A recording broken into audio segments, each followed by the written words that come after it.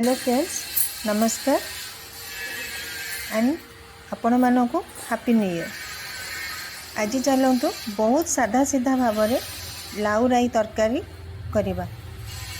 प्रथमे लाउ को छोट छोट पीस करी काटिदबा। से छोट छोट करी आलू खंडे आलू गुटे और सारू 4-5टा भी छोट छोट पीस करी काटी पकाइबा। अटा सरिबा परे यह को भल भाव में पानी रे धोईदबा। एबे गैस रे प्रेशर कुकर बसाइबा। किछि पानी दबा और टेस्ट अनुसार लुण और हलदी पकाई कटा जाइथिबा लाउ सारू और आलू को सेथिरे पकाइबा और 5 मिनिट सिझिबा पई छाड़ीदबा।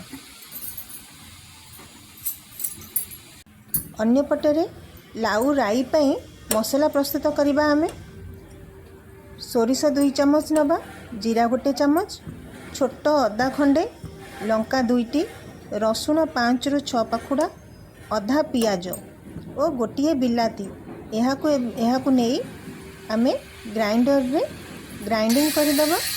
एबे हमर मसला रेडी। मसला प्रस्तुत करने समय अन्य पक्षरे हमर लाउ सिझी रेडी मध्य हो जाइछि। एबे गोटे पैन बसाई दबा गैस रे। सेतिरे 2 चम्मच सोरिष तेल पकाइबा और किछि गोटा सोरिष फुटाई नबा। सेतिरे प्रस्तुत करिथिबा मसला को पकाई दबा। किछि हलदी लुण पकाइबा एवं फाळे बिलाती पकाई किछि समय कसिबा एवं सेतिरे पानी दे ढांकी दबा।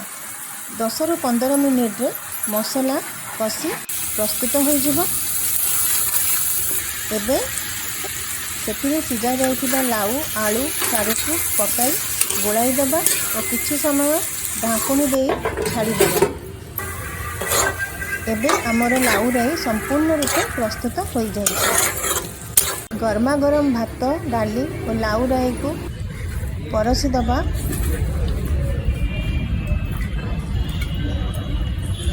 और गोटे स्वीट कमेंट पे अपेक्षा करिबा। Yummy, tasty.